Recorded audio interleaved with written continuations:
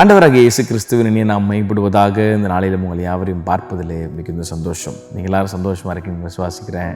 உங்கள் குடும்பத்தோடு ஒவ்வொரு நாளும் நிறைய டைம் ஸ்பெண்ட் பண்ணுறீங்கன்னு விசுவாசிக்கிறேன். இன்றைக்கி என்ன ஆயிடுச்சுன்னா, ஃபேமிலியோட நிறைய டைம் ஸ்பெண்ட் பண்ணுறதே கிடையாது. இல்லை, ஆஸ் பேரண்ட்ஸும் சரி, பிள்ளைகளும் சரி. ரீசெண்டாக நாங்கள் எங்கள் ஃபேமிலியெல்லாம் பீச் போயிருந்தோம். என்றைக்கா ரொம்ப நாள் ஒரு டைம் ஃப்ரீ கிடைக்கும். அப்போ அன்றைக்கி போகும்போது ஒரு சந்தோஷமான ஒரு காரியத்தை பார்த்தேன். எல்லாமே அவங்க அப்பா அம்மா பிள்ளைங்க நிறைய பேரண்ட்ஸ் ஃபேமிலி ஒரு அழகாக பிள்ளைங்களோட டைம் ஸ்பெண்ட் பண்ணிட்டுருந்தாங்க. அப்போ என் ஒய்ஃப்கிட்ட சொல்லிட்டுருந்தேன், பரவாயில்லப்பா இந்த காலத்தில் நிறையா டைம் ஸ்பெண்ட் பண்ணுறாங்க. ஏன்னா ரொம்ப பிஸியான வேர்ல்டில் வாழ்ந்துட்டுருக்கிறதுனால வேலைக்கு போகணும், வீடு கவனிக்கணும், பிள்ளைகளுக்கு ஃபீஸ் கட்டணும், அவ்வளோதான். இதுதான் ரொட்டீனாக ஓடிட்டுருக்கே தவிர ஒரு கணவன் மனைவியாக உட்காந்து பேசுகிறதோ இல்லை பிள்ளைங்கிட்ட உட்காந்து விசாரிக்கிறதோ, அது கணவரோட பேசுகிறதோ பிள்ளைகளை கவனிக்கிறதோ, இன்றைக்கி அது கொஞ்சம் அப்படியே டம்மியாகி ஒரு மிஷன் வாழ்க்கை மாதிரி ஓடிட்டே இருக்குது. அதான், ஆனால் அது ஒரு ஹெல்த்தி லைஃபே கிடையாது. ஆமாம், ஏசப்பா என்ன சொல்கிறாரு, குடும்பம் என்கிற அமைப்பு இயேசு கிறிஸ்துவால் உண்டாக்கப்பட்ட ஒன்று. ஃபேமிலி என்ற வேர்டு ஆண்டவரால் உண்டாக்கப்பட்ட ஒன்று. மனிதன் தனிமையாக இருப்பது நல்லதல்லன்னு சொல்லி ஆண்டவர் மனிதனுக்கு ஏற்ற துணையை ஏவாளை கொடுத்து குடும்பம் என்கிற அமைப்புக்குள்ளே அவங்களை கொண்டு வந்தார். ஃபேமிலி அப்படின்னா அது ஒரு கார்டன், அழகான ஒரு தோட்டம் போன்றது அப்படின்னு வசனம் நம்ம வேதத்தில் நம்ம பார்க்கலாம். Family is like a garden. கர்த்தர் ஒரு அழகான ஒரு தோட்டத்துக்குள்ளே 2 பேரை வைக்கிறார். ஏன் வைக்கிறாரு? நீங்கள் ஆசீர்வாதமாக இருங்க, பலுகி பெருகுங்க அப்படின்னு சொல்கிறார். அப்போ அதுக்கு தான் கர்த்தர் ஃபேமிலி கொடுத்துருக்கிறார். நிறைய பேர் இன்றைக்கி இருப்போம், கல்யாணம் பண்ணால் அதோடு அவ்வளோதான், அதோடு அவங்க உண்டுன்னு இருப்பாங்க, வேலை உண்டுன்னு இருப்பாங்க, பிள்ளைகளை கவனிக்க மாட்டாங்க, மனைவி கவனிக்க மாட்டாங்க, கணவனை கவனிக்க மாட்டாங்க, பிள்ளைகளை கவனிக்க மாட்டாங்க. அவங்க பாட்டுன்னு பிஸியாக ஓடிட்டு இருப்பாங்க, லைஃப் பாட்டுட்டு ஓடிட்டே இருக்கும். அது ஒரு ஹெல்த்தி லைஃப் கிடையாது, அது ஒரு ஹெல்த்தி ஒரு ஃபேமிலி கிடையாது, அது ஃபேமிலி பில்ட் பண்ண முடியாதுன்றத ஆண்டவர் சொல்கிறார்.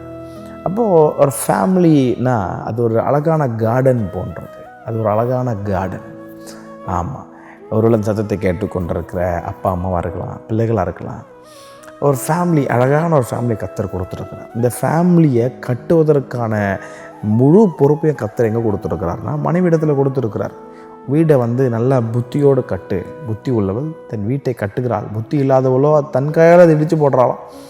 அப்போ அழகான ஃபேமிலி கர்த்தர் கொடுத்து கொண்டிருக்கிறார். இன்றைக்கி ஏன் ஃபேமிலிக்குள்ளே தேவையில்லாத பிரச்சனை, தேவையில்லாத போராட்டம், தேவையில்லாத சமாதான சீர்கேடுகள் ஏன் வருதுன்னா, இந்த ஃபேமிலியை சுற்றிலும் ஒரு பவுண்டரியை கர்த்தர் வச்சுருக்கிறார்.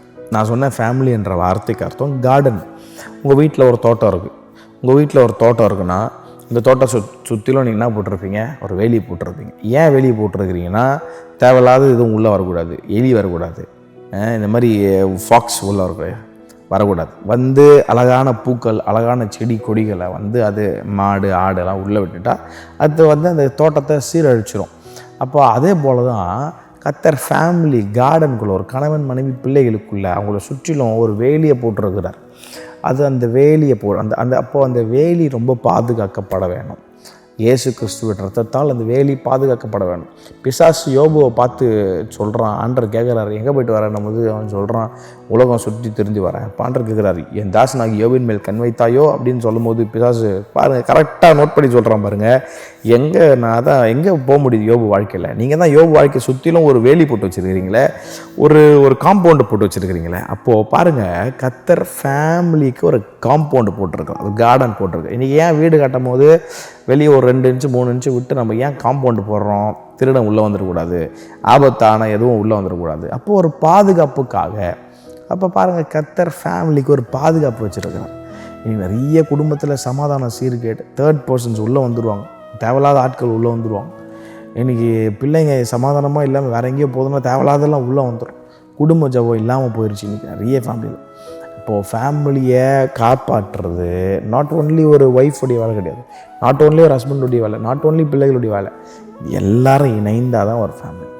அப்போது ஃபேமிலியை ரொம்ப பத்திரமாக எல்லாத்துக்கும் மேலே when Jesus Christ becomes the center of the family, இயேசு கிறிஸ்து அந்த குடும்பத்தில் இருப்பாங்க. நீங்கள் நல்லா யோசிச்சு பாருங்களேன், தோட்டத்தில் ஆதாம் ஏவாள் அவங்க மட்டும் இல்லை, இயேசு கிறிஸ்து அவர்களோடு உலாவினார். என்றைக்கு அந்த காம்பவுண்டு வாழை விட்டு அந்த பாம்பை உள்ளே விட்டானுங்களோ, என்றைக்கு அந்த பாம்பு உள்ளே வந்துருச்சோ, என்றைக்கு அந்த பிரச்சனை சர்மம் உள்ளே வந்ததோ பாருங்கள், அன்றைக்கி இயேசு கிறிஸ்துவுக்கும் அவங்களுக்கும் இருக்கிற தொடர்பு கட்டாயிடுச்சு. அப்போது இதை கேட்டுக்கொண்டிருக்கிற அன்பு உள்ளங்களை, ஃபேமிலிஸ், ஜெபம் உங்கள் ஃபேமிலியை காப்பாற்றும். ஒருவேளை என் குடும்பத்தில் ரொம்ப சமாதான பிரச்சனை இருக்குது, என் கணவன் எங்கள் 2 பேருக்கும் அடிக்கடி சந்தேகம், நிறைய பிரச்சனை இருக்குது, அப்படி இருக்குண்ணா ஜெபத்தில் உட்காருங்க. தேவ சமூகத்தில் உன் கணவன் சரியில்லையா, மனைவி நம்ம ஜெபத்தில் உட்காந்து சரி செய்வோமானால் அவர் ஆட்டோமேட்டிக்காக கர்த்தர் அவங்களை கொண்டு வருவார். மனைவி சரியில்லையா, நீங்கள் ஜெபத்தில் உட்காருங்க. கஷ்டம்தான், ப்ராக்டிக்கலாக நான் பேசுகிறது கஷ்டம்தான். உட்காரும் போது ஆவியானவர் அதை செயல்படுவார். ஆவியானவருக்கு இடம் கொடுத்தீங்கன்னா ஆவியானவர் செய்வார். நம்மளே நம்ம ஸ்ட்ரென்த்தில் எல்லாத்தையும் பார்த்து நம்ம சிஐடி வேலை பண்ணி நம்ம இந்த ப்ரூஃப் கண்டுபிடிக்கிறோம், அந்த ப்ரூஃப் கண்டுபிடிக்கிறோம், இதை பண்ணுறோம், அதை போகிறேன்னு சொன்னால் ஆண்டோடைய செயலை நம்மளால் பார்க்கவே முடியாது. பிள்ளைங்க சரியில்லையா, பிள்ளைங்க ரூமை போட்டுட்டு உள்ளே இருக்கிறாங்களா, வேறு சம்திங் ராங். நீங்கள் ஆண்டர் சமூகத்தில் பிள்ளைங்க தூங்கும் போது தலைமையில் கை வச்சு ஜோம் பண்ணி பாருங்கள், ஆண்டவர் சூழ்நிலைகளை மாற்றுவார். Prayer is a beautiful weapon. கண்ணுக்கு தெரியாது ஒருவேளை நடக்கிறதெல்லாம், ஆனால் ஆண்டவர் சூழ்நிலைகளை அவர் ஜெபத்தின் மூலமாய் மாற்ற அவர் வல்லமை உள்ளவராக இருக்கிறார். ஆகவே இந்த காலவெளியில் பார்த்து கொண்டிருக்கிற ஒவ்வொரு ஃபேமிலி குடும்ப ஜெபம் பண்ணுங்கள், ஆண்டவருடைய வார்த்தையில் வளருங்க. தேவையில்லாத இடத்துல ஒப்பீனியன் கேட்டுட்டு இருக்காதீங்க, தேவையில்லாத இடத்துலாம் போய்ட்டு ஐடியாஸ் கேட்டுருக்காதீங்க. ஆண்டவரை நம்புங்க. ஏன்னா குடும்பம் என்கிற ஒரு காரியத்தை இயேசு கிறிஸ்துவே ஆரம்பித்து வச்சுருக்கிறார். ஸோ உங்களை ஒரு அழகான தோட்டமாக வச்சுருக்கலாம். நீங்கள் செழித்திருப்பீர்கள், ஒரு நல்ல செழிப்பான தோட்டமாக. வெளியேந்து பார்க்கும்போது உங்கள் தோட்டத்தில் நல்ல கொடி செடி பழங்கள் தெரிகிற ஒரு நல்ல தோட்டமாக அது தெரியணும். அதுதான் கர்த்தர் விரும்புகிறார். இன்றைக்கி ஏன் கொடி செடி மரங்கள் இல்லை, இன்றைக்கி ஏன் பழங்கள் இல்லை, கனி இல்லை அப்படின்னா தோட்டத்துக்குள்ளே இன்றைக்கி தேவையில்லாத ஆட்கள்லாம் உள்ளே வந்துட்டாங்க. ஆமாம், உள்ளே வந்து தான் இன்றைக்கி தோட்டமே சீரழிஞ்சு போய் கிடக்கு. தோட்டத்தை கர்த்தர் மறுபடியும் புதுப்பிக்க விரும்புகிறார். ஒருவேளை இந்த கால வேளையில் சத்தத்தை கேட்டு கொண்டிருக்கிற நீங்கள், ஐயா என் தோட்டம் நீங்கள் சொல்கிற மாதிரி பயங்கரமான சேதம் அடைஞ்சிருச்சியா, தேவையில்லாத மாடு ஆடுலாம் உள்ளே வந்து பன்றி குட்டாலாம் உள்ளே வந்து என் தோட்டத்தை ஒரு வழி ஆகிருச்சு, மறுபடியும் என் தோட்டம் புதுசாக ஆகுமா அப்படின்னு கேட்கும்போது, தோட்டக்காரராகி இயேசு கிறிஸ்துவை நீங்கள் உள்ளே அவரை அனுமதிக்கும் போது அவர் அந்த அந்த ஒரு செடியும் கொத்தி எரு போட்டு அவர் மறுபடியும் தண்ணி ஊற்றி வளர்த்து ஒரு அழகான தோட்டமாய் மாற்ற அவர் போதுமானவராக இருக்கிறார். Let Jesus be the center of your family and your family will flourish like a beautiful garden. God bless you. Have a blessed day.